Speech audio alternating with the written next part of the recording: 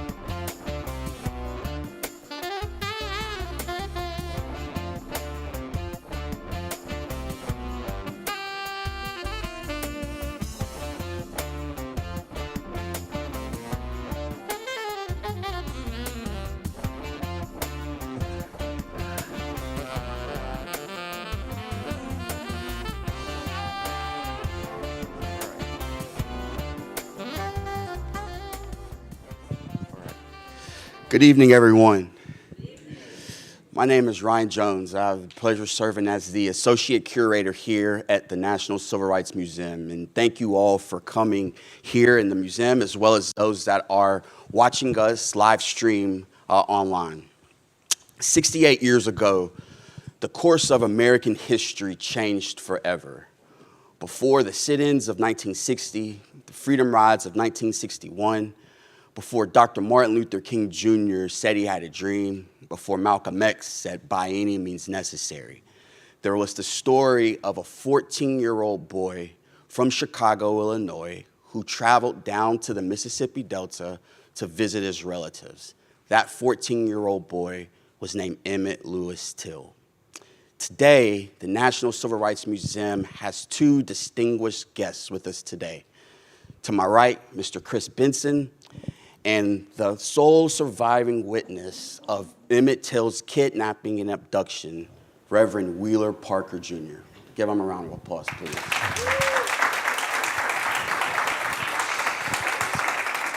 I just want to give you all a brief bio on both of our distinguished guests today. Reverend Pastor Wheeler Parker. Superintendent Parker is the pastor of Argo Temple Church of God in Christ, the church that Emmett Till's grandmother, Mrs. Alma Spearman, started in her home.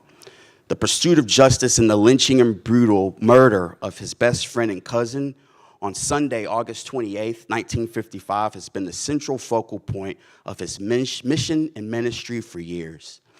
In his quest for accountability, he has participated in the 2004 FBI investigation of Emmett Till's murder and the reopening in 2017, along with the late activist Alvin Sykes, participated in the development of congressional legislation that established a cold case unit at the Department of Justice that allows the Department of Justice to reopen unsolved civil rights era crimes. This legislation was named the Emmett Till Unsolved Civil Rights Crime Act. It was signed into law by President George W. Bush and reauthorized in perpetuity by President Barack Obama.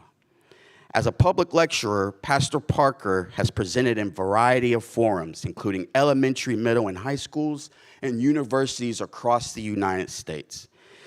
He has led historical tours for social activism through the Mississippi Delta in connection with the Mississippi Center for Justice and Delta State University.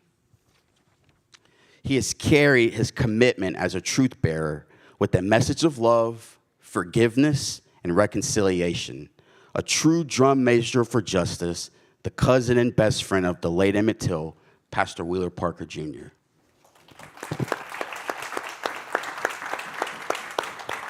And to my right, Chris Benson is an Emmy Award-winning lawyer, journalist, and associate professor at the Northwestern University Medill School of Journalism. He also co-authored with the late Mamie Till Mobley, the mother of Emmett Till, the Pulitzer Prize-nominated RFK Award-winning Death of Innocence, the hate crime that changed America.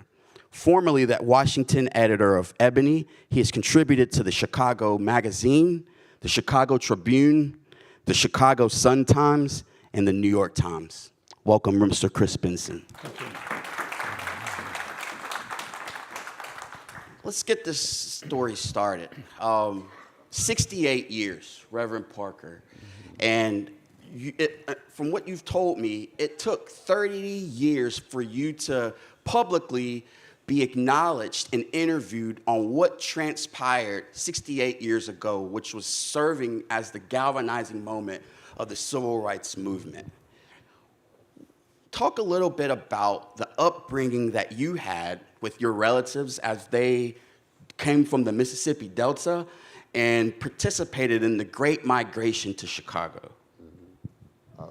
Thank you very much. It's an honor to be here with you in Memphis, and I want to recognize my wife of 56 years.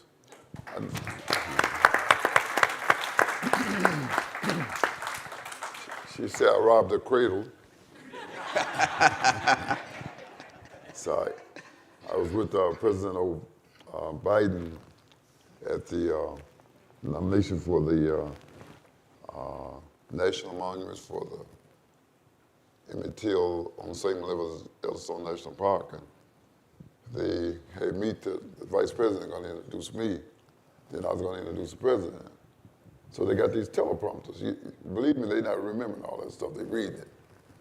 And so she did well, and they took my speech and they tweaked it a little bit, but they didn't give it back to me. So, yeah, right.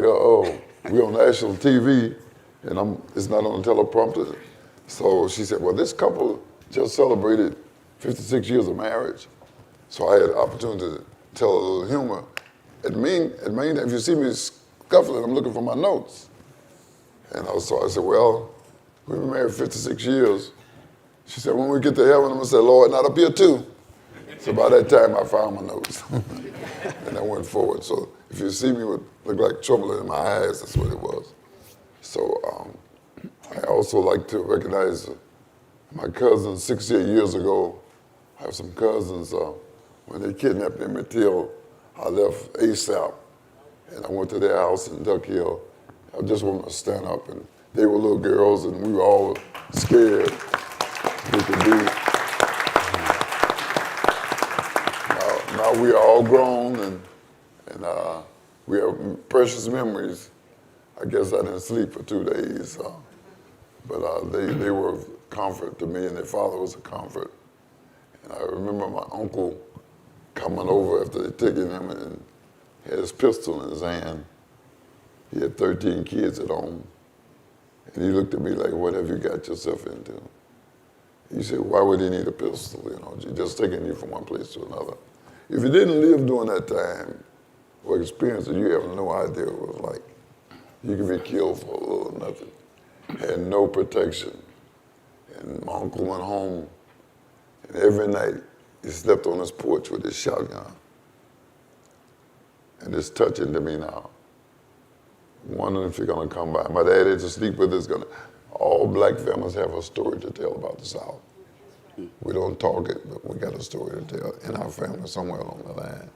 We come through a lot. And you black people, you're something else too. In spite of all of that, if you are a nation out of 180 nations, you'd be like number 7 in the world. You all handle a lot of money. It's where you put your money. It's what you do with it. Talk about the migration, of course, mechanized farming kind of knocked a lot of us out of the plantation, working, picking cotton by hand. And 6 years old, I could pick 100 pounds of cotton, and they brag on you. I came along during the time when your child outworked the next guy. Now they go to work, you all go to work, so you can do less work. Somebody got to do the work. So we in 1947, January 1st, 1947, after settling up, I guess my daddy must have made a little money that year on the plantation, and that's when we went north. And we arrived in a little place called Summit, Illinois, right down from Midway Airport. And my mother got on the train with 5 children. Can you imagine getting on the train with 5 children? The oldest is 7. But back then, when they spoke and they told you to sit down, you did what? Oh, some of y'all know about it. And if they look back to that, means you wouldn't sit down, and they took care of that later. They took care of that later. So we arrived in the winter time. We've never seen icicles hanging off a building 7 feet long. And it was a new adventure to us, and we just played until our heart was content out there in the snow and enjoying ourselves. And, 1955, my grandfather came to a parishioner's funeral in Chicago, and Emmett Till, I moved next door to Emmett Till. Emmett was a privileged kid, fun-loving, loved to tell jokes. He paid people to tell him jokes. Never had a dull day in his life, and we lived next door to each other. He didn't have any siblings, so his mother would take me along with him to accompany him. So he found out I'm going to Mississippi back with my grandfather. And we flooded the South every summer with children from the North going back to visit grandparents. But the only thing about that is when you went South, they always had someone in charge of older people. You didn't go to town unless you were with an adult, an older adult. Well, Emmett didn't have that protection. We were his older adults. My uncle had use of a car. He's 16 and I'm 16. So he was with us. And of course, that's how things kind of got out of hand. He would have been, had more direction and supervision if an adult, because they'd have you by your hand. And if you got out of line, they'd squeeze your hand or kick your feet or something, or speak up for you. And that's what it had to be. Some people say, well, I wouldn't have done that. You just weren't there. They have no idea what it was like to live in the South during that time. We've come a long ways, come through a lot, and we made a lot of progress. Got a lot of work to do now. A lot of work. You brought up something, Reverend Parker, that I want Chris to continue on. We so commonly refer to Emmett Till as this martyr of the civil rights movement, but people forget that he was a human being. And he was 14 years old for 3 weeks. You know, he recently turned 14 on July the 25th. When they left on Saturday, August 20th, he's been 14 for 3 weeks. Yeah. You had the opportunity and privilege not only to co-write this book with Reverend Parker, but with Emmett Till's mother, Mrs. Mamie Till Mobley. Talk a little bit about what she told you and confided in you about her son, Emmett Till, the child. Well, it was an amazing experience. I want to say, first of all, thank you for having us here. It's been just an incredible time interacting with you and appreciating this sacred space, really. And we were just up on the balcony a little bit earlier, and it's chilling to think about the history that this place captures and what we've been able to present to people now, and particularly in this story, which, as we know, helped to galvanize the modern civil rights movement. So it was an incredible experience first to meet Mamie Till Mobley, and we worked together the last 6 months of her life to make sure that her story would outlive her. And of course, she talked about this incredible kid she had, who was industrious, he was smart, he loved his mother. And I'm a journalist and a lawyer, as you mentioned, but as a journalist, one of the first things we're taught is, if your mother says she loves you, check it out. We always have to validate everything. And so Mother Mobley introduced me to Reverend Parker, to Wheeler Parker, because she said, well, there's stuff, that was going on I might not have known about, so talk to him. And he was still operating his barbershop in Summit at the time, and he brought together 8 of Emmett Till's cousins and closest friends in childhood. So they told me stories that she didn't know about, and that helped me to help her present a story that humanized her son. Up until that point, there were only brief mentions of Emmett Till in the pieces that we did know about his lynching, but it was presented as an icon, a martyr in the movement. And one of the things that we made clear in her book is that she never wanted her son to be thought of as a martyr. She just wanted him to be seen as a good son. So the first third of the book was humanizing Emmett.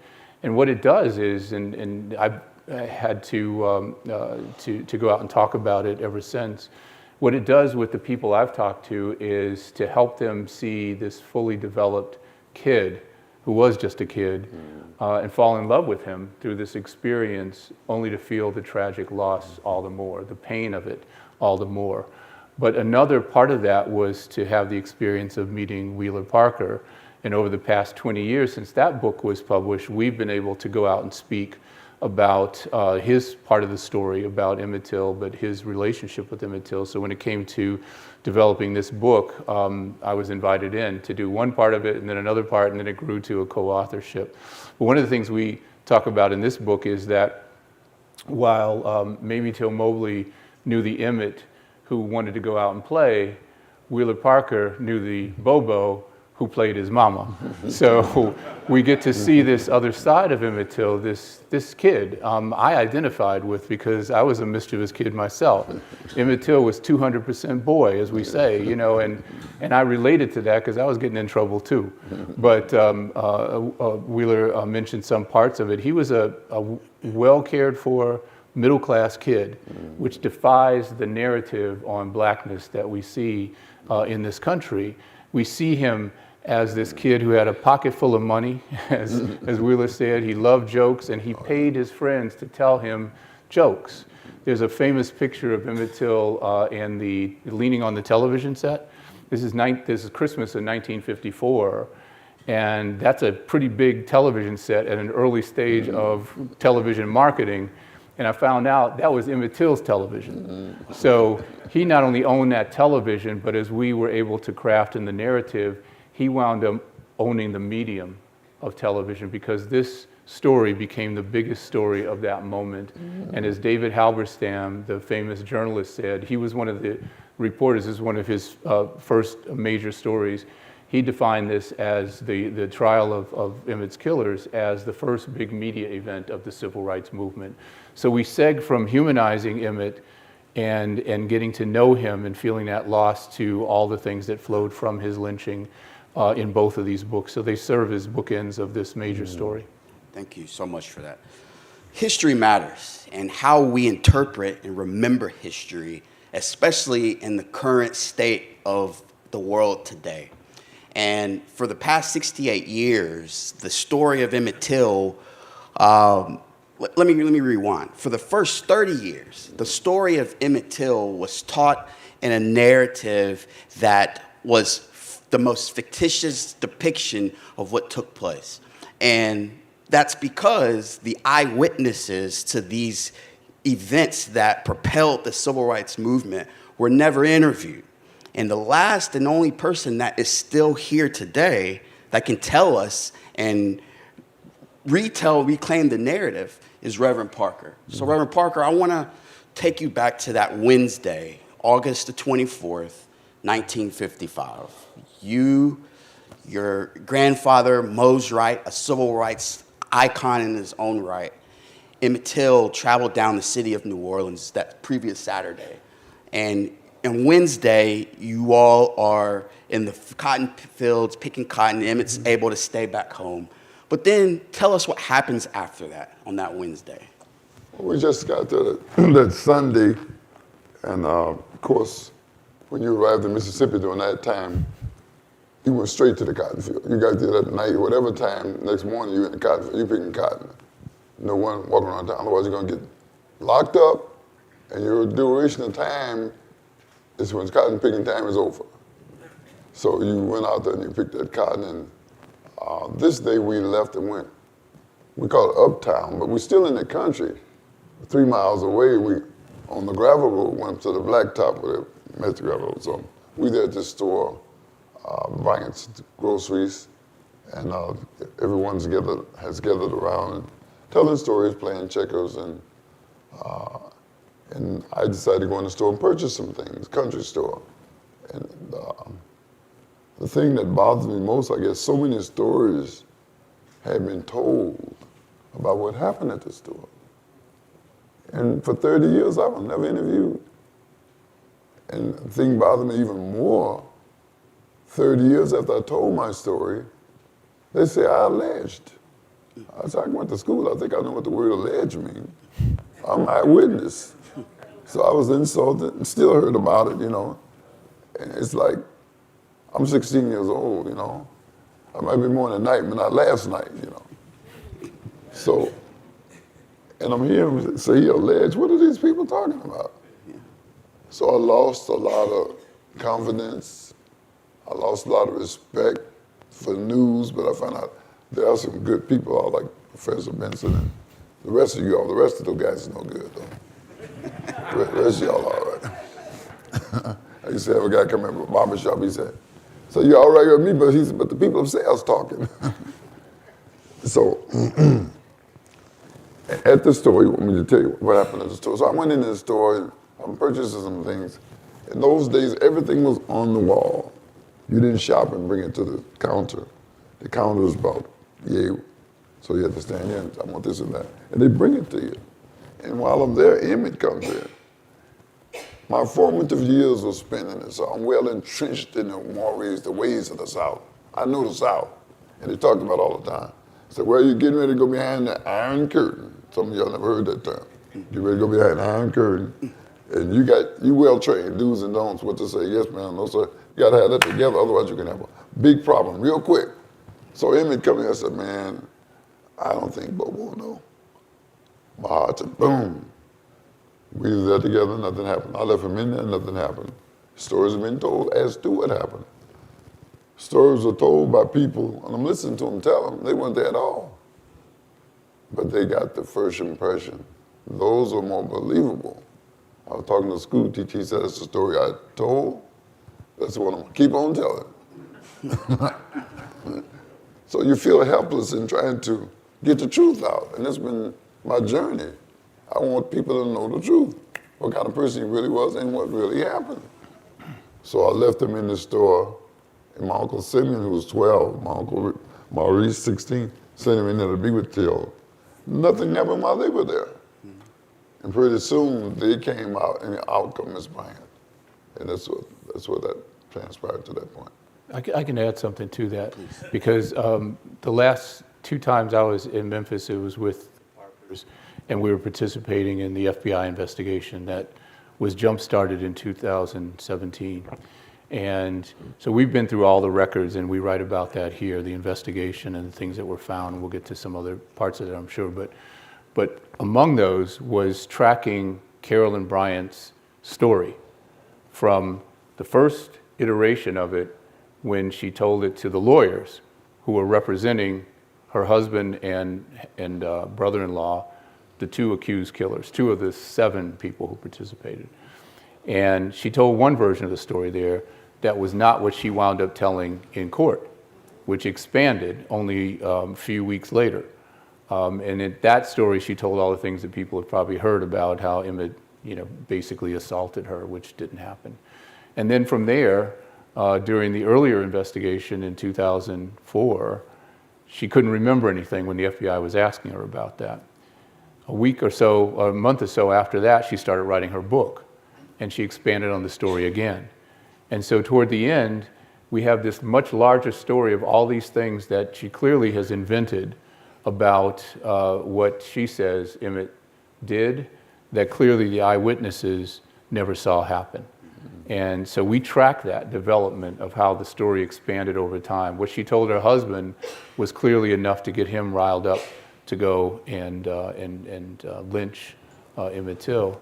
But the only thing that happened was a whistle, which the people there did testify to. And I want you to speak to that, because that has been a subject of speculation. Some people say that Emmett Till whistled at a checker move at outside of the store. Someone said that Emmett Till whistled when he stuttered because he developed polio at the age of 6. And then the eyewitnesses stated that Emmett Till, in a prank, whistled at Carolyn Bryant. So as you being there, what happened? As I said, everybody outside the store was still gathered around. So Miss Bryant and Emmett loved pranks, she loved jokes, loved to make people laugh. And so she comes out and he gives her the wolf whistle. We could have died. I mean, we just couldn't even believe, have you lost your mind? We're in Mississippi, 1955, and you just whistled at a white woman. Nobody said, let's go. We all made a beeline for the car. Beeline for the car, getting in. Now he's scared. My uncle couldn't take off because somebody dropped a cigarette, and finally we did take off, and we're going down this gravel road. It was just dark now. And the car behind us said, they're after us. So my uncle sped up, we jumped out and run through the cotton field. And then when we regrouped at the edge of the road, Emmett is telling us not to tell my grandfather. But there's a girl there named Ruth. Ruth said, I know those people. This is not over. You guys are going to hear some more about this. We're 16, 12, and 14. We didn't give it much thought. You know, we escaped now. We knew he had violated a southern moray. We knew that he did something worthy of death. Even for us, we knew that you just didn't do that. They didn't want you. People got killed for a reckless eyeball. Looking at a white woman back in those days. Right. I don't know what they were so afraid of. I'm still trying to figure that out. but anyway, that's the way that ended that night. Not to tell my grandfather. Right. And so that happens Wednesday evening. Thursday goes by, nothing happens. Nothing. Friday goes by, nothing happens. Saturday goes by. It's distant memory in the minds of an adolescent, right? Yes. And so that Saturday, you all go into town, not uptown, but the larger city in this area in LaFleur County, which was Greenwood, Mississippi. Talk a little bit about that experience, and then the both of you, in your own words, talk about that night, early Sunday morning, August the 28th, 1955. I had never seen anything like a Saturday night in Mississippi. I may have heard a little bit, but people come from, where are these people coming from? They live in the country, they come in wagons, cars, and they flooded Greenwood, Johnson Street. I mean, they're drinking beers because, Mississippi been dry for a long time, supposedly, on the cover of the exam. Not to talk about the white lightning. So we were there, and of course, at 12 o'clock, you got to vacate town. You got to be out of town. Police come and say, hey, boy, you're going to be late for Sunday school in the morning, aren't you? And there's no back talk. You gone. So we stopped at a plantation called 4/5, which is still there. A little jug joint, and that's where they had the white lightning. They had to swallow that. It seemed like hoses was in the ground. So, that's some bad stuff. So about 12, or a little after 12, we headed to the house, and there's a dog laying in the road. So my uncle hits the dog, and Emmett is crying. Dog's yelping, Emmett is crying. Because he loved pets, he loved animals. And we got home about 12, midnight. And my grandfather lived in a large former landowner's home.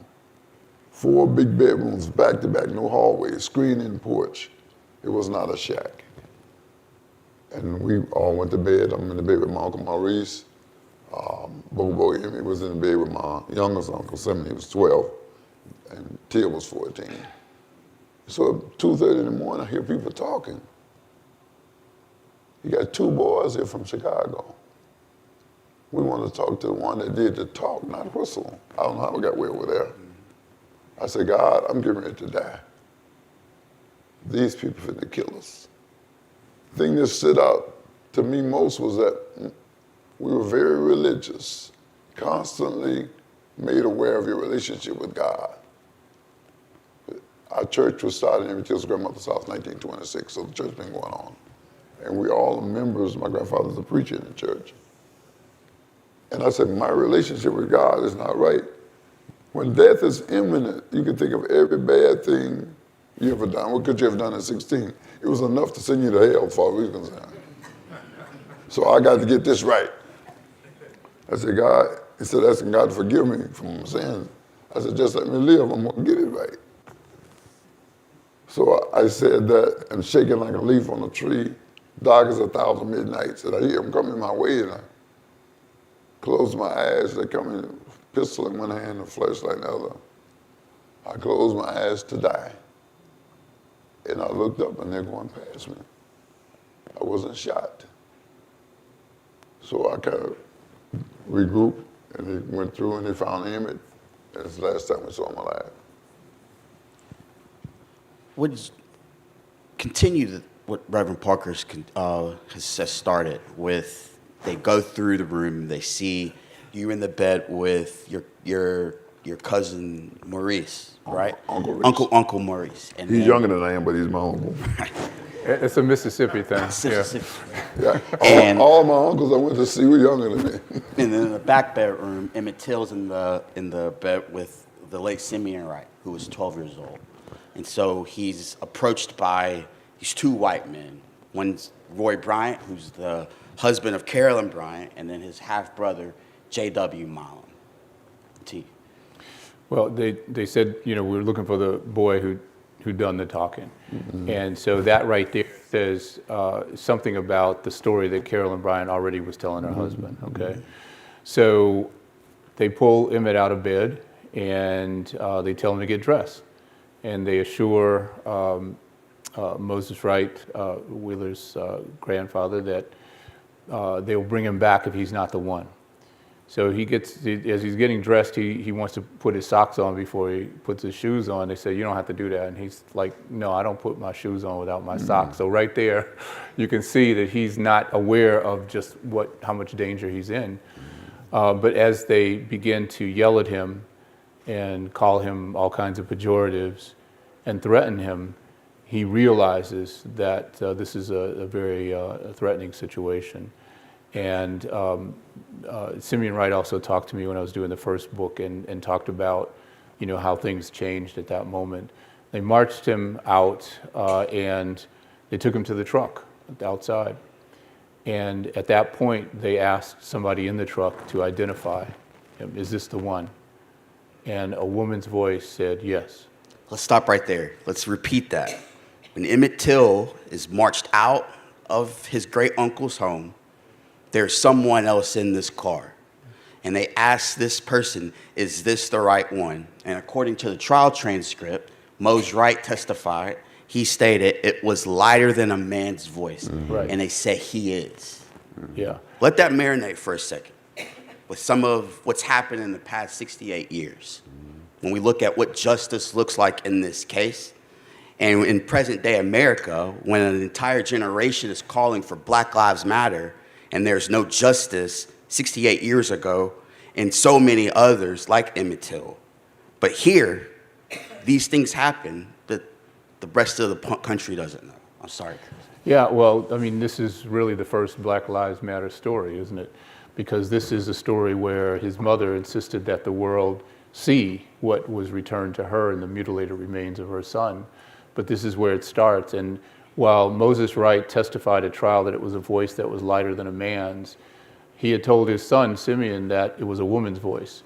And for some reason, he pulled back at trial, and it could have been that while he's pointing a finger at the two white accused men, he didn't go as far as to accuse Carolyn Bryant, because that would have actually been worse in the Mississippi of 1955. And this, historically, this was the first time anybody recalled a black man standing up in court and pointing at a white person, first of all, because as Wheeler said, you couldn't even look people in the eye. That was reckless eyeballing. You had to step off the sidewalk if a white person approached you, and if you accidentally rubbed up against somebody, you had to fall to your knees and apologize.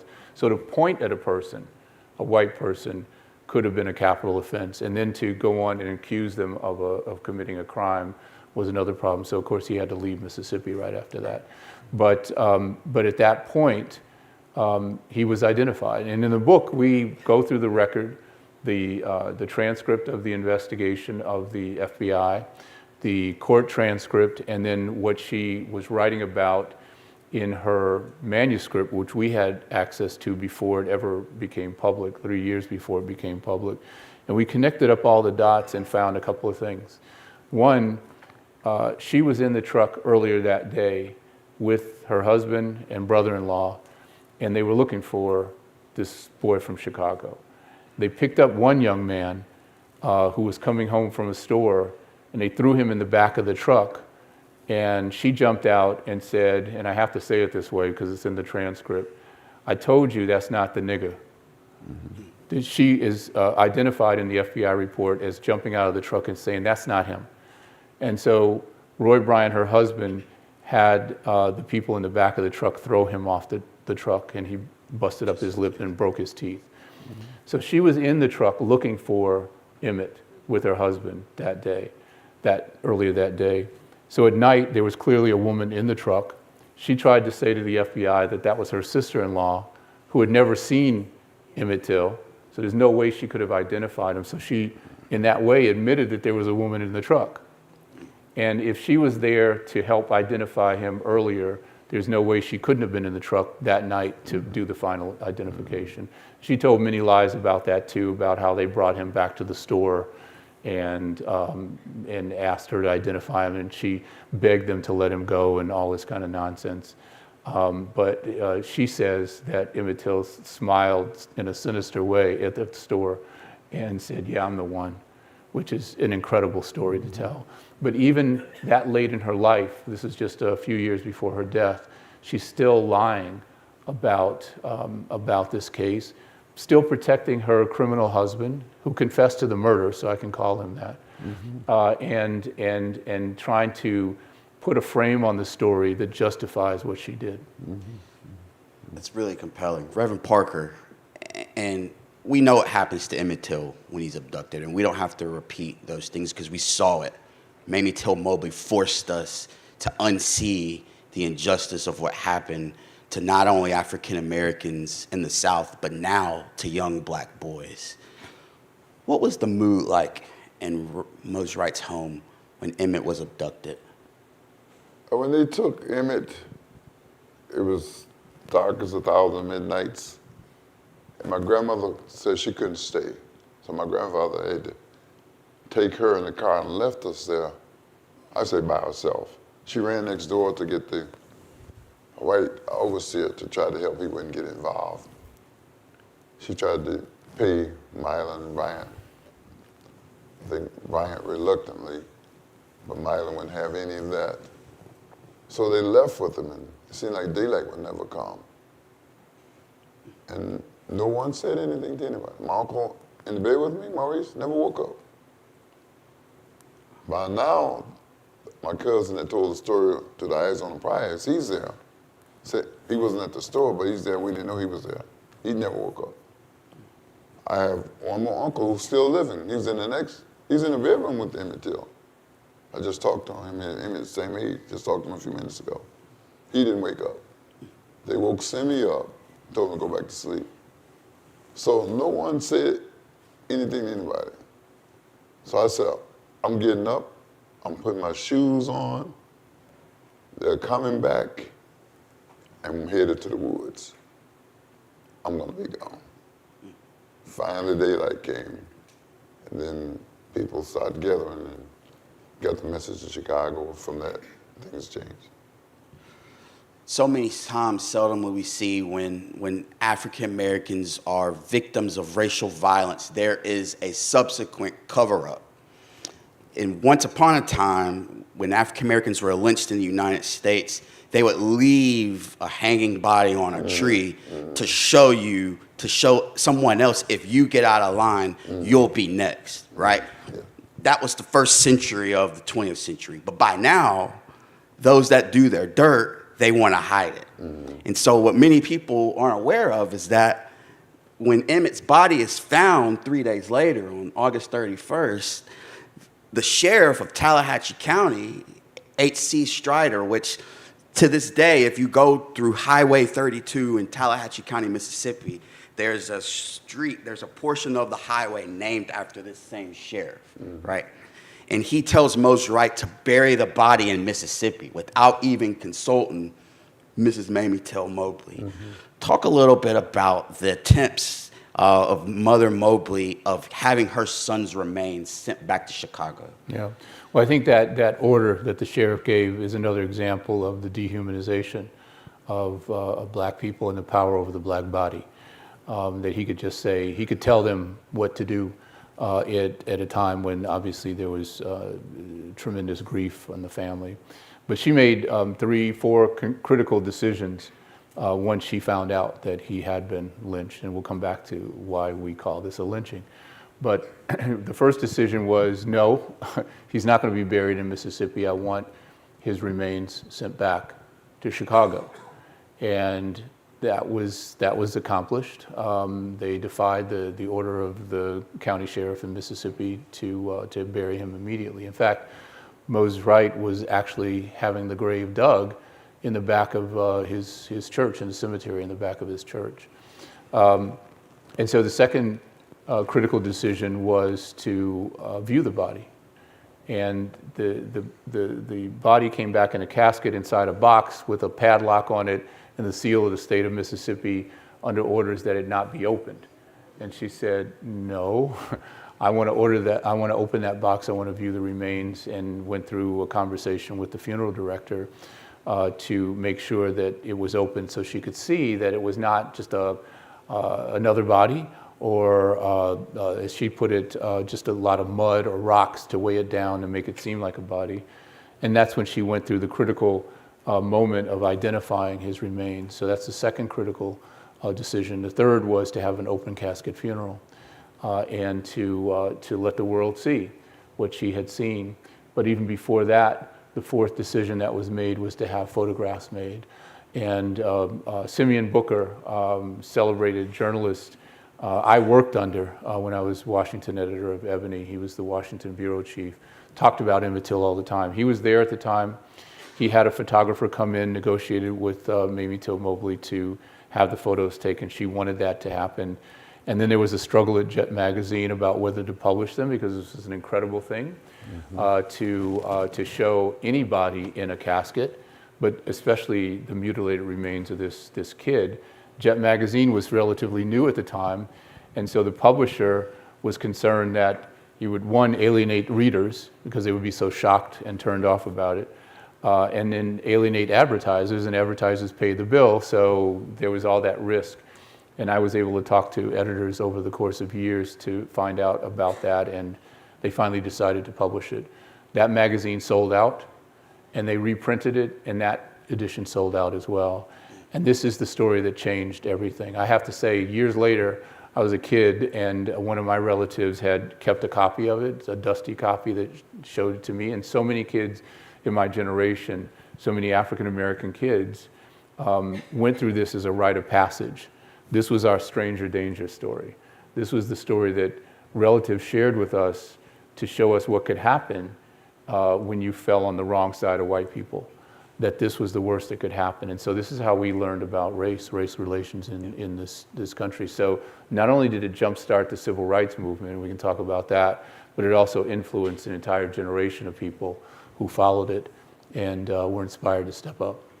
Yeah, and that's a personal thing. It's a living history thing. You talked about Jet Magazine and how that generation saw that photograph, and it inspired and it affected so many of us, including myself. You know, my mother and grandmother here today, and my mother was an avid subscriber to Jet, and my grandmother lived in Mississippi at that time, and I remember that's how I learned about this story, because of the courage that Mamie Till had to show the entire world that open season on African Americans is a real thing. And so that goes to show that generational gap that continues today. Because when children come into museums like this, and then their curriculums, and they're seeing Reverend Parker standing next to the president because they're finally making lynching a federal anti-lynching law, that all goes back to the courage and the resilience of Mrs. Mobley to continue that story.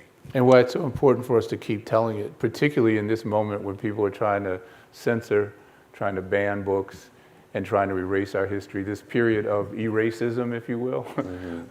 They recognize the power of the knowledge that flows from understanding what brought us to this point, the importance for us to understand that story in order to chart a way forward. This is a critical moment in the history of this country. We're on the cusp of a new demographic reality, a new democratic reality. And some people clearly are having some problems adjusting to that reality, right? And they want to push back because they recognize that white is no longer going to be the majority in this country. Within our lifetime, within the next 15, 20 years, they're already projecting that. They don't know how to deal with that. And they're trying to erase everything that justifies what we have worked very hard to create, and that is a truly plural society, a multicultural, multiracial democracy, which is what we're about to see. So they want to erase all that. They want to take away rights and take away voting rights. We can talk about that at some point too. So, right. Yeah. Reverend Parker, you were led out of Mississippi about a day and a half after the kidnapping and abduction. You were out of Mississippi before Emmett's body was found, correct? Yes. When you got back to Chicago and you heard the news of what happened to him. And the church that you pastor now was the site of his funeral, correct? No, it wasn't the site, the denomination. Denomination, right. Yep. Talk a little bit about the scene of the sea of people who come in early September 1955 to come and see what happened to the boy from Chicago. I guess I went into a state of shock. Still can't understand it. I've asked people to help me to understand, and no one has really been able to do that. But I think I'm getting, at 84, I think I'm a little bit wiser and understanding what happened. So we never expect to find Emmett alive. And eventually, when they found his body, Mississippi said, "This is not Emmett Till. You all have dug an old white man out of the grave. You're trying to embarrass Mississippi." Emmett Till is in Detroit with his grandfather. Emmett Till had hazel eyes, and he was of Irish descent. Like all of us are mixed with something, you know. I often think about my grandmother listed as mulatto, so I thought I was part Indian. All my life, Choctaw, you know. So I did my DNA. You know how much Indian I have? None. 24% European, my daddy 54%. So those are the kind of things we live with. And Chris, some of the critical racism, those kind of things that we're faced with in our life, and those things are not written about. When you have 13,000 black people passing white every year, something is wrong. One white lady said, "I think the black women was enjoying the cohabitation." No, it was rape, to say it, put it bluntly. And I forgot, lost my thought. But anyway. Reverend by trade, right? Yeah, and you are a preacher. You are a preacher. Y'all just keep on living. Keep on living. But anyway, the setting of that time. So I went to the funeral, no remorse, no sorrow. I said, "That's not Emmett. I'm going to see him again." So they said, "We were in a state of shock. God's way of protecting you.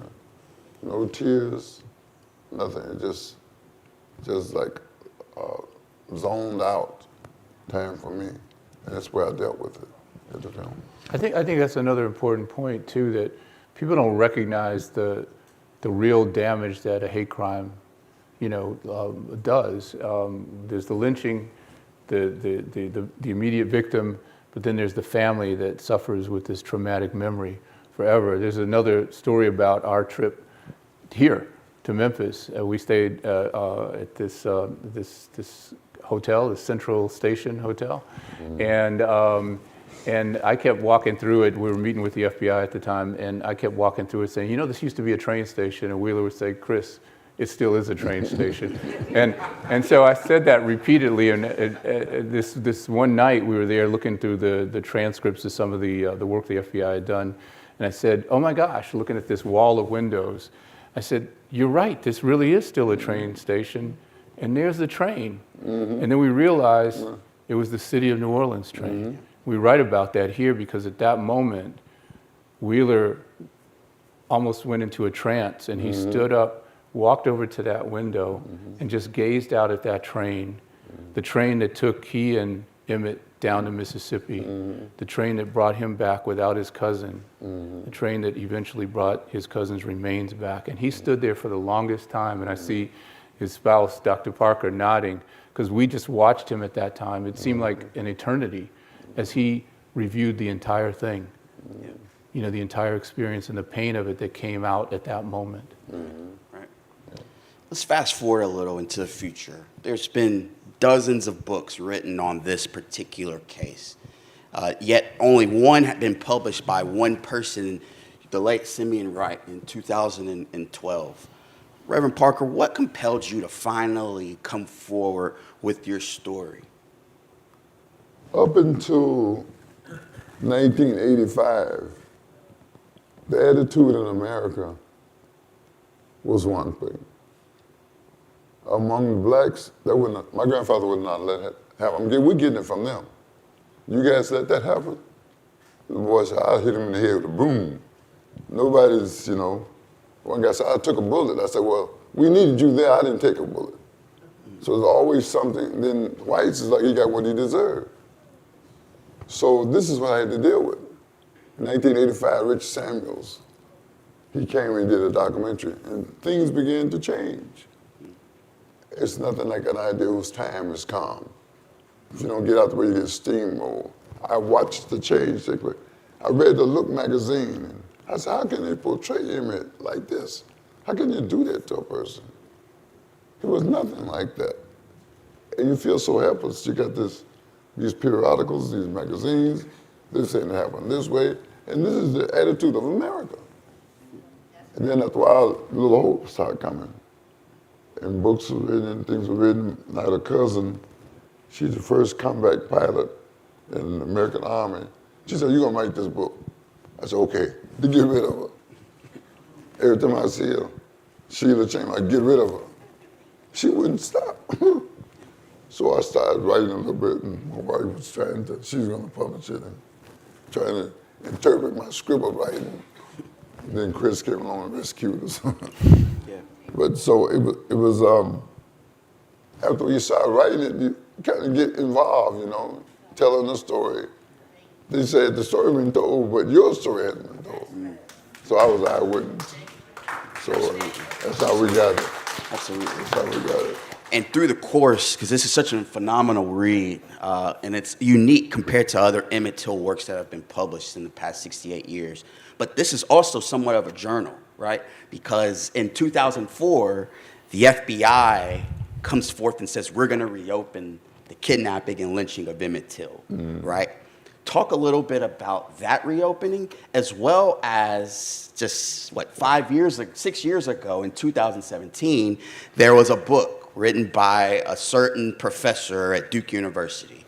And his book is gaining so much traction because there is a statement that states that Carolyn Bryant has now recanted what she said.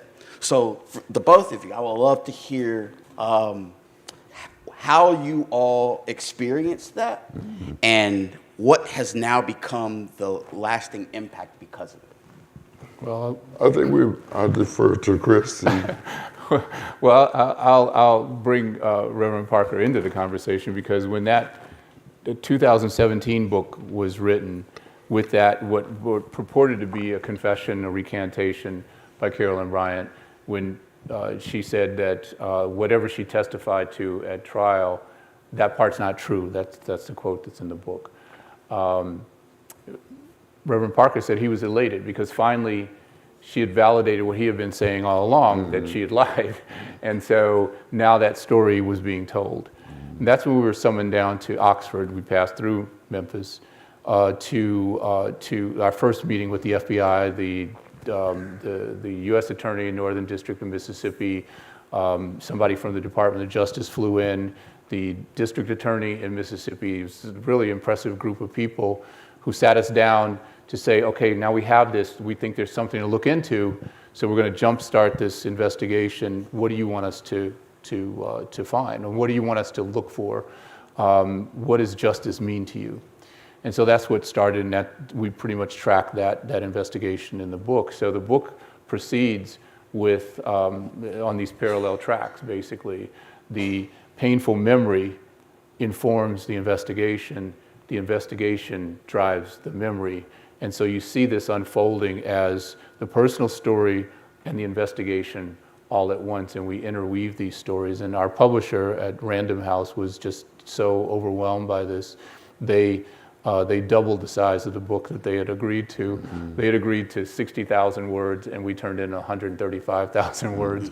And they were like, okay, we're going with this because we think this is such an important story to tell. But in the investigation, we were privy to so many confidential documents that still are not in the public file. So you'll see things in this book that you still don't have access to, even with a Freedom of Information Act request. So we were able to go on this ride along with the FBI to talk to them as they're going through the investigation, to help even guide the investigation with the things that we know. And as a lawyer, I could see certain things as well that were in our conversation as we move forward. So it was an incredible experience. As a journalist, I had never had that kind of experience before. And as a writer of these kind of compelling stories, it was really moving to be able to talk to Wheeler on this personal level, and also painful as he was going through the pain of his memory and expressing that, to be able to share that with everybody. But it's an important thing, as I said earlier, for us to have these experiences, to get the truth out there as people are trying to erase the truth.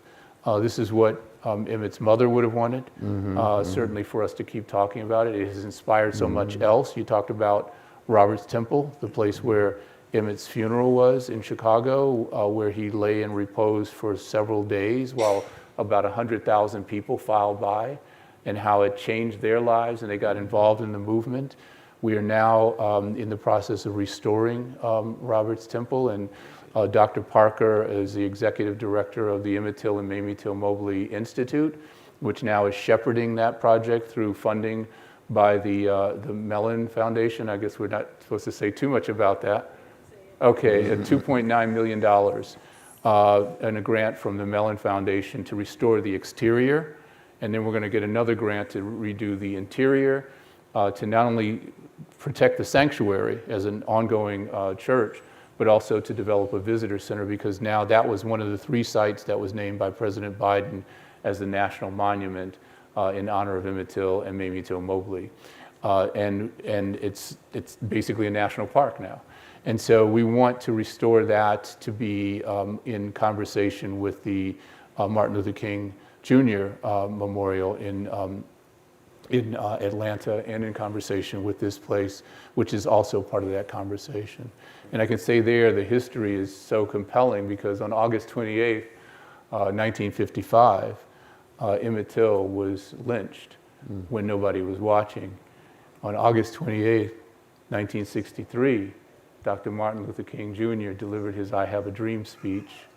On August 28th, 2008, Barack Obama delivered his acceptance speech for the presidential nomination for the United States, from a time when people knew they had power over the black body to destroy it, to a time when a minister prophet shared with us his vision of a different way, to a time when we were poised to fulfill that, to realize that vision. But that struggle is continuing, and we all have to step up, and that's why this is such an important story for people to know. Definitely. That's deep. Very good. I want to ask one last question, and then we're going to open it up for some questions and comments for you all. Thank you again for attending today. The name of the book is A Few Days Full of Trouble, authored by Reverend Wheeler Parker and Professor Benson here. Carolyn Bryant died earlier this year in Louisiana, and in 2 investigations, an unserved arrest warrant, which was found early in the middle of last year, not one person was convicted of any crime in the kidnapping and murder of Emmett Till. As a matter of fact, Roy Bryan and J.W. Milam admitted to kidnapping Emmett Till out of Mose Wright's home. After they were acquitted of murder, there was still the grand jury in LaFleur County to stand for kidnapping charges. These 2 men admitted they returned no indictments. That's 1955. With that evidence privy in the recent times, now we know Carolyn Bryant was in the car. We know that there were other accomplices. No convictions.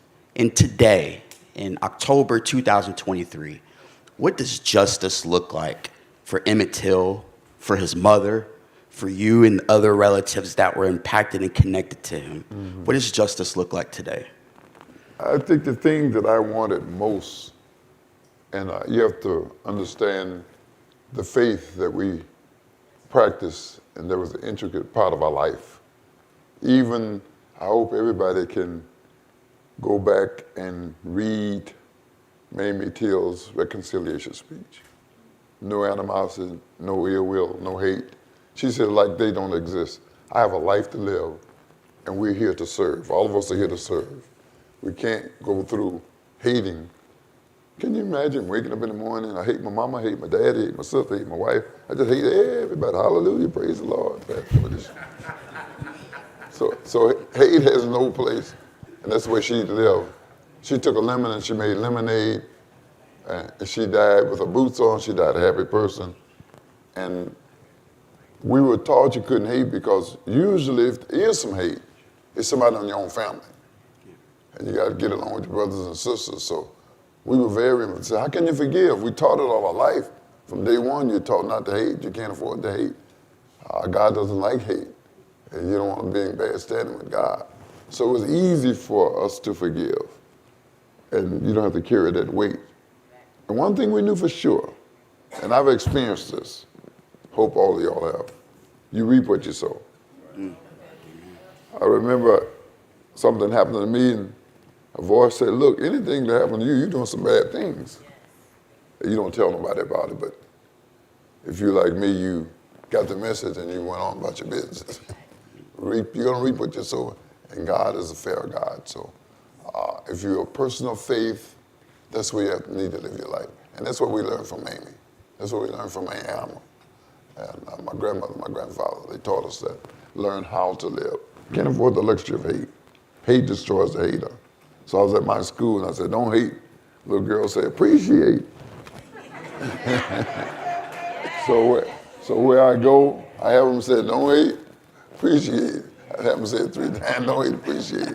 Get everybody happy about appreciating, not hating. Hating is a terrible thing. How do you feel when you hate somebody? Come here, let me hug you, let me kiss you, you know. No, that's not really living. So we learned that from her. Chris, what does justice look like? It's hard. I mean, that was a question that came up in that first meeting with the FBI in March 2017. It's a question that drove the investigation. And we struggle with that because in a way, justice, there's no possibility for justice for Emmett Till. Justice would have meant that Emmett would have come home alive, intact. That would have been justice.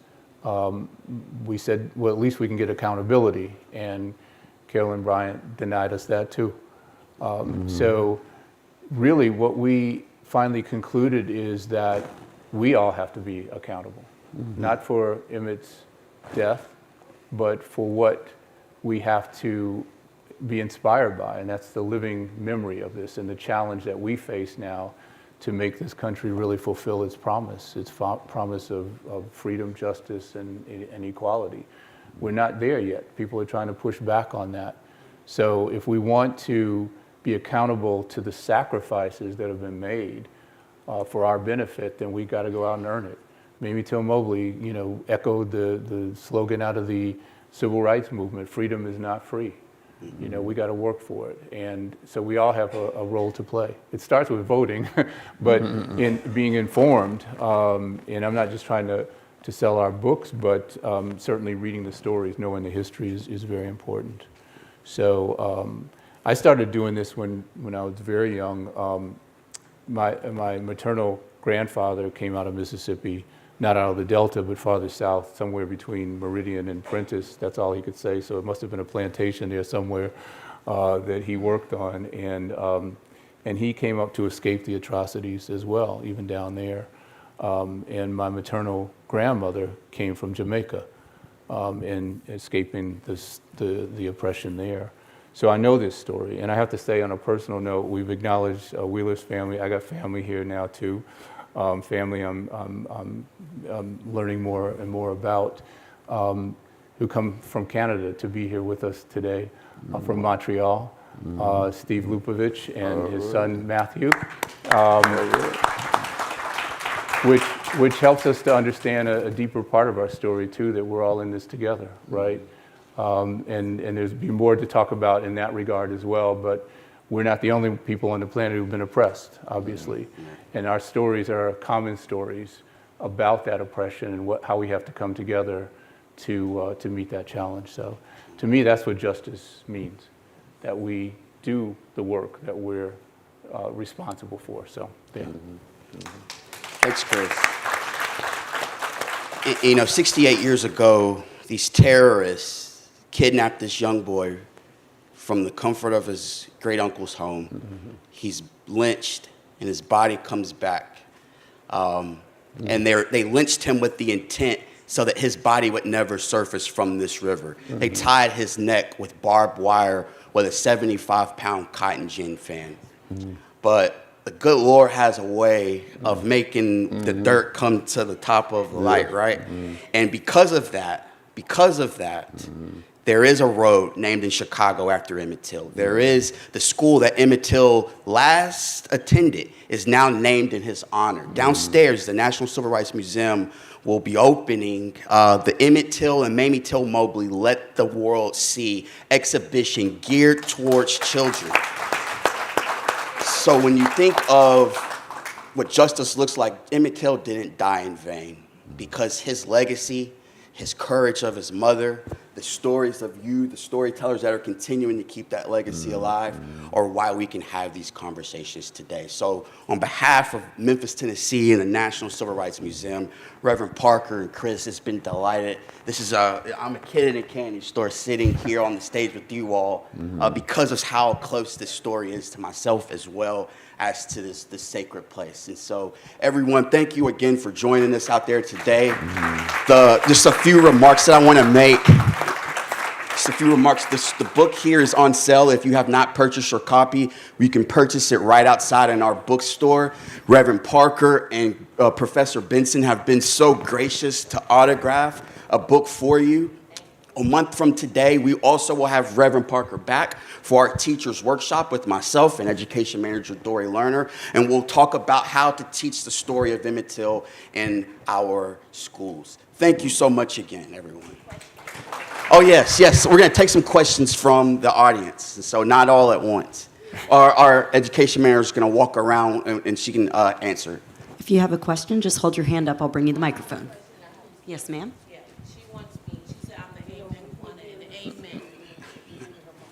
My grandmother, I don't need that. My grandmother used to say, because I don't want to hold it, I want to talk. I talk with my hand. We have to use it. Yeah, that's fine. Are we ready? My mother, I'm going to talk to you. My grandmother used to say, she phony is a $2 bill. I didn't know what that meant. So I gave everybody a $2 bill. And I didn't know that a $2 bill didn't mean nothing unless you spent it on that plantation. And that's when we became sharecroppers. And the trauma that he is still enduring is his body language is still fresh. I say reparations now. Until then, buy the book. And I just thank God that this sister's sitting in back of me to give him hope, and his wife is here to keep him strong. Hallelujah, amen. Thank you. Thank you so Thank you much. for that. Excuse me, sir. Thank Question you. answers. Q&A, we have one in the back. Hi there. Hey, Reverend Parker. It's Thelma. How are you doing? Hadn't seen you in several years. It's Thelma, friend of Sheila Chamberlain and all. But I have one question. I remember when I first, as a child, saw the picture of Carolyn Bryant when they were in the courthouse, and when she went to hug her husband, it felt like she had been abused. I don't know if anyone has ever looked at that. I felt that with her. The way he went to hug her, it was something there that I think she may have been an abused woman. I don't know if we've ever looked at that thought. Not that it excuses it, but we're all human, and we're all trying to figure this thing out. Well, what I'll say to that is Carolyn had, 68 years to tell, to reclaim. She had a chance to speak her piece, and she decided to continue this false narrative of a lie, to make herself the victim. And if you read her scanty manuscript, which was released late last year, earlier this year, she says, I was a victim like Emmett. Those were her words. So if you do read it, I strongly caution you to read something along the lines of this book to get a clear indication of what really transpired. There was some suggestion that she was abused, but I think that's a good point that Ryan has made, is that she had a number of years after she divorced Roy Bryan, then after he died, to tell that story. Some people thought that might be part of her defense, against any manslaughter charge, that she was compelled to do it. It wouldn't have been a good defense under all the circumstances, and the authorities talked to us about that. Certainly, certainly. Dr. Parker. Yes, and in her memoir, which I said she's lying from the grave. Because in her memoir, she says that he actually sexually assaulted her. He molested her. He put his hands on her. He said what he had done to white women. So she had a chance. She had a chance to put in writing. If she didn't have the courage to say it, she could have said, publish this after my demise, that he did nothing but whistle. But she's lying from the grave. Brother Hurd. Brother Ron. I'd like to thank you all for taking the time out your schedule to be here. And Brother Ryan Jones deserves some applause. He's amazing. He has come a long way like Virginia Slims, man. He's really holding it down. I hope the museum appreciate him, really. I want to say this, a couple of things. And I've learned that Fred Hampton's mom, Chairman Fred of the Black Panther Party, his mom used to babysit Emmett Till. I had a chance to speak to Fred Hampton's mom before she passed and thanked her for her service, for the sacrifice. So the fact that she babysitted Emmett Till and dealt with her own son being killed at 21 in his bed by the government speaks volume to the stuff that we go through as a people. But I also want to say there's so many stories that don't get told. Like, for example, the Tyler County massacre that happened in Mississippi back in 1950 of January, where a black family was nearly massacred by 3 white men, and specifically named Leon Turner and the Witt brothers. And you had a black man named Thomas Harris, who was the patriarch of their family. He lost 3 of his children aged 6 to 12. His wife and his daughter was nearly raped. They survived. He testified in court against those white men, and they went to prison, all 3 of them. Matter of fact, Leon Turner, the ringleader, died in prison 18 years later. You know, that's 1950 of January. You know, and that story is not told. That's the same county where Oprah Winfrey was born. And also Eddie Knoll of Holmes County, World War II sniper guy. He killed 3 white men, like in a weekend of January of 1954. This is a year before Emmett Till. One of the largest manhunts in Mississippi. 2,000 white men looking for one light-skinned black man in a snowstorm in the middle of Mississippi.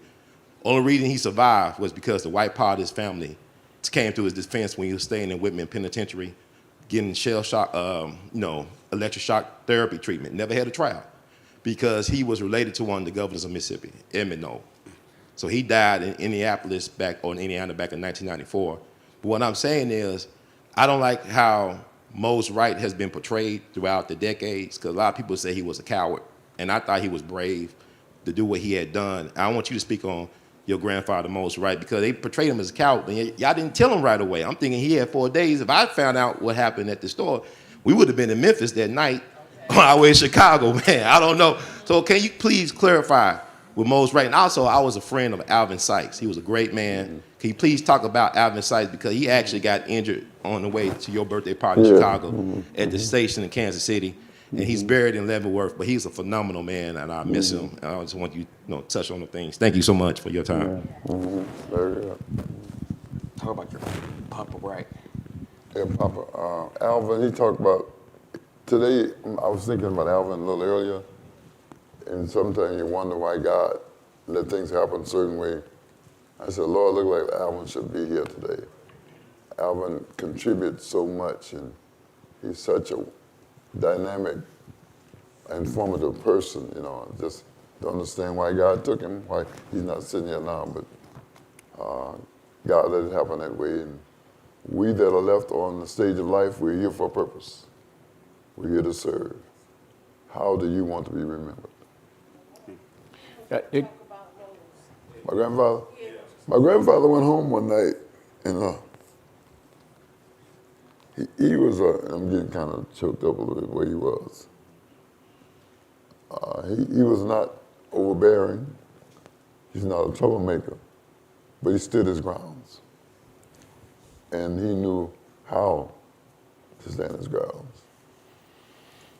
At one time during the registration, as a story in itself, they were looking for him. Federal government, they finally found him, not that he was hiding. And they asked him, are you Mose Wright? He said, yes.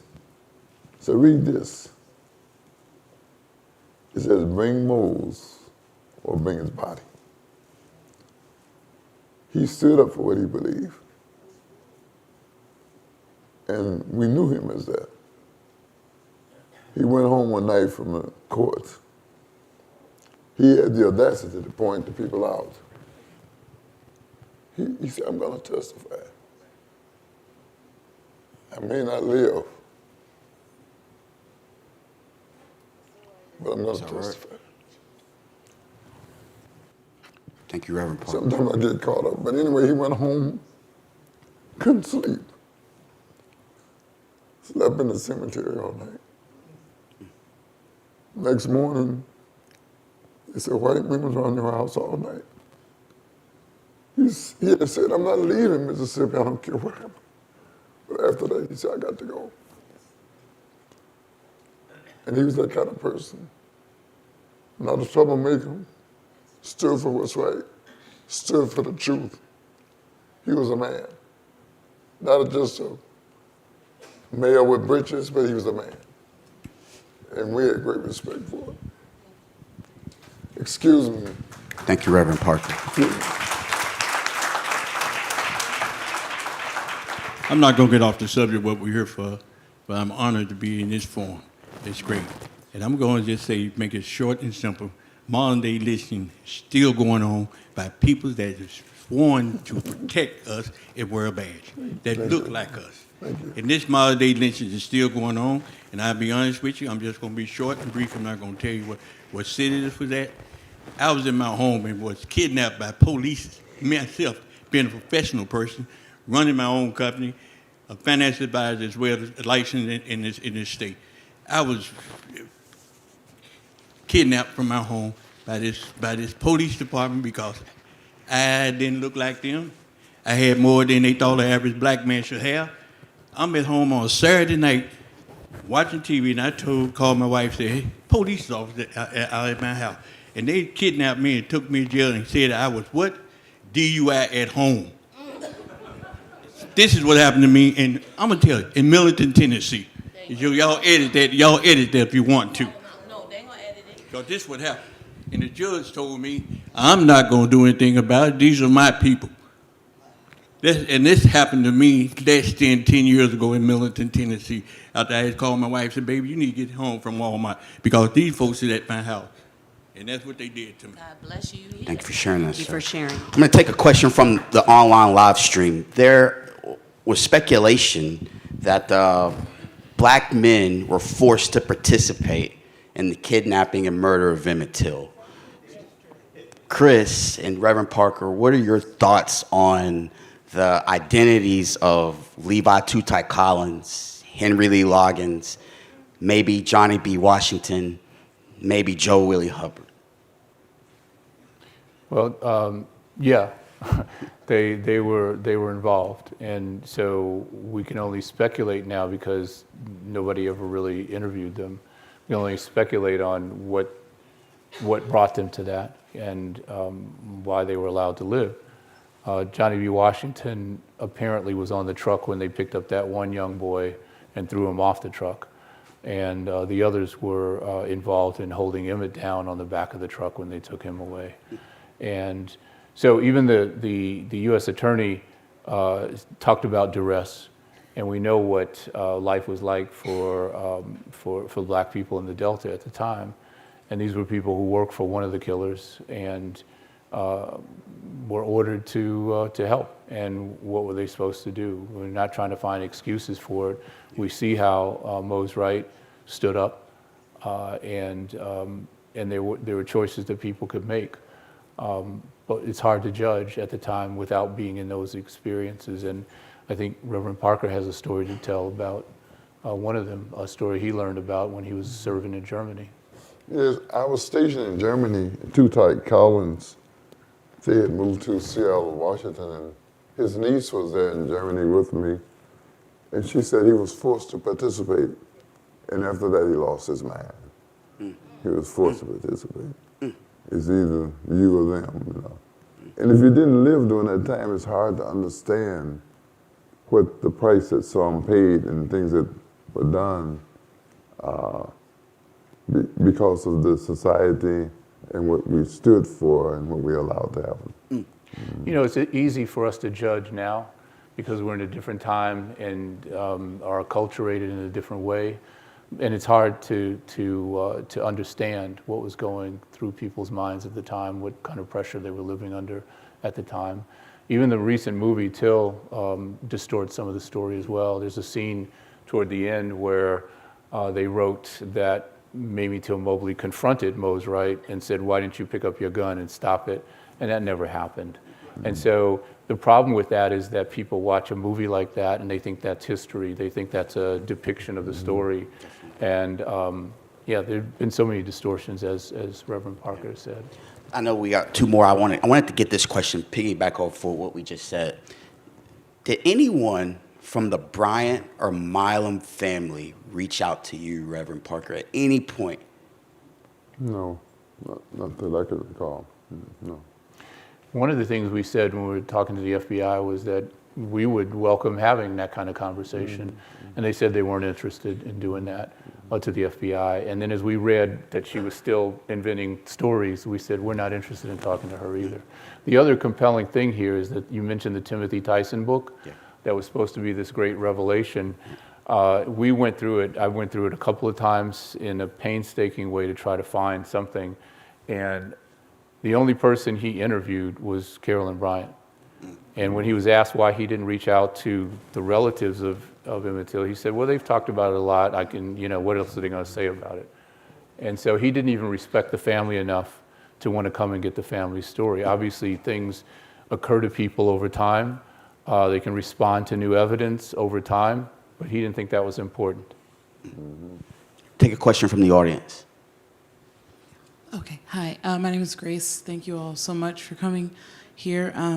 Some years ago, I was at the African American Smithsonian Museum with my son, a younger son I have, or he's 11 now, but he was maybe 7, and we went through the exhibit where Emmett Till's casket is, and some of you maybe have been there, but I remember my son, we had to take him out of the museum because, it's just so hard to see an open casket like that, even though there's nobody there, and to tell him about that story.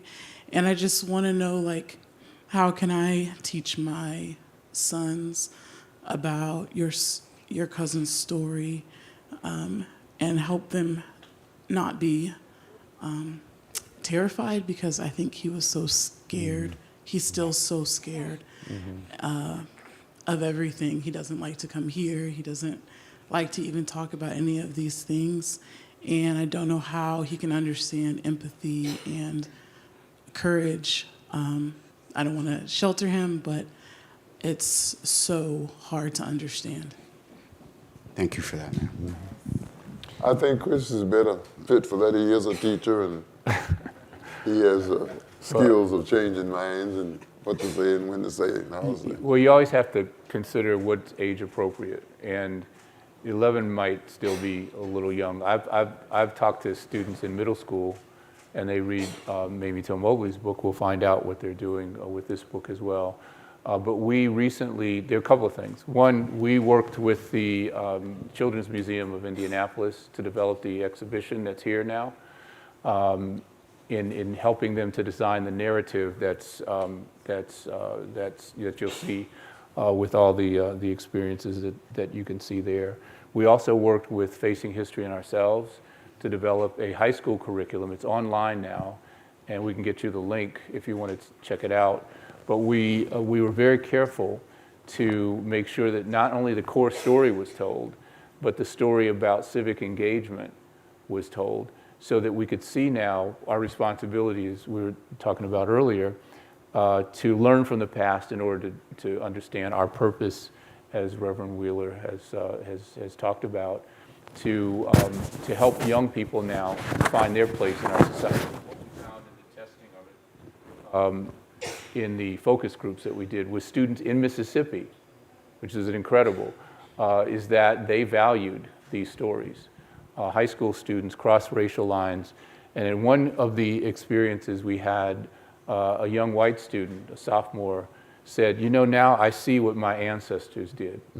My white ancestors in Mississippi, I see what they did, but I'm not responsible for that. I can't feel guilty about that, but I feel responsible now, as a sophomore, a white girl. I feel responsible for going out and telling other people. And so now when we hear this, all this pushback about how honest treatment of history is harmful to students, read white students. We want to protect white students from their sensibilities.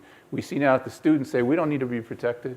We want to know these stories. So perhaps in another year, your son will be ready to engage the story. Maybe the exhibition here will be helpful in that regard, the curriculum. But we encourage people to check that out too, and encourage your teachers in the schools to take it up, because it's a powerful curriculum that we hope will help to move people forward. Thank you. Thank you. I'm Dr. Alfred Brown. I have had the opportunity to meet Mamie Till Mobley and talk with her at a book signing of author Tenora Weems Hudson. Tenora Hudson Weems. And I even performed a song called After Hours, which is a blues number, which I recently performed, and I gave I mentioned this whole experience. And afterwards, she said to me that, oh, that was real nice. You could have just as well played a nice gospel number. And I thought about that immediately, that how nice and sweet a woman she was. And thereafter, I always wondered the importance of Mamie Till Mobley as being really the real story behind Emmett Till, the courage she had in allowing the body to be viewed, and all the other subsequent decisions she had to make. And she was threatened during that time, seriously threatened. And she insisted that all that be revealed. The story of Emmett Till, to me, a lot of times is a lot about the courage of Mamie Till Mobley. She was very courageous, and she did a lot for America. And I had wished that she had received justice during her lifetime. And that always is a thorn in me about America. She did not receive justice during her lifetime for the killing of her 14-year-old son. He had done nothing. He was just black. Thank you, sir. Dr. Parker. Well, several things have been done during the Biden administration. And the last thing is that President Biden has awarded Emmett Till and Mamie Till Mobley Congressional Medal of Honor.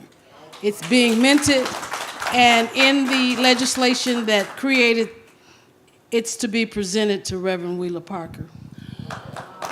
This is the highest civilian honor that you can have in the United States. And July 25th of 2023, President Biden signed a proclamation creating the Emmett Till and Mamie Till Mobley National Monument. And it is the only national monument in the United States, non-contiguous, with sites in Mississippi and Chicago. In Chicago, it's the Roberts Temple Church of God in Christ, where Emmett's funeral was held. In Mississippi, it's the Sumner Courthouse, of course, where the trial was held, and Garibaldi Landing, where the body was retrieved. National monuments. Thank you. I don't think we can do anymore. It can't be any higher honors than what, but yeah, you got We're going to take one more question from this woman, this lady right here, and then we'll sign some books. Hi, my name is Opal Reed. Can you hear me? Yeah. Okay. And I've been here maybe about 3 years, and I'm from California. And we don't have, I don't think they do have Black history in the schools. I don't know if they have it here or not. We do. You do? Yes, ma'am. Uh-huh. And I'm glad that you do. And another thing, since I've been here, I've noticed, and even in California, we don't speak to each other when we pass each other on the streets, and I don't know why. We said Black history, Black means, but we don't follow through. We just don't. And I mean, since I've been here and even in California, I've passed men and women. And if I say hello, then they will say hello. And it's the same way down here. I don't know why we can't get together, even just to speak to each other. Thank you so much. In order to know where we're going, we have to know where we've been, and that's such an important thing to acknowledge, because if you forget the history, you're deemed to recycle it. And if you go outside and you continue to see young black men, black women killed, modern day lynchings, that's still occurring because we're not acknowledging our true history. Thank you, everyone. Give Reverend Parker, Chris another round of applause for their time. You can purchase the book here, A Few Days Full of Trouble, and we'll get an autograph. Thank you again for supporting the National Civil Rights Museum. Thank you. All right. So where we gonna sign the books at? We're over at this table right here. I'm gonna run out to the washroom. Is it nearby? I'll carry you right now. Come on. I'll carry you down.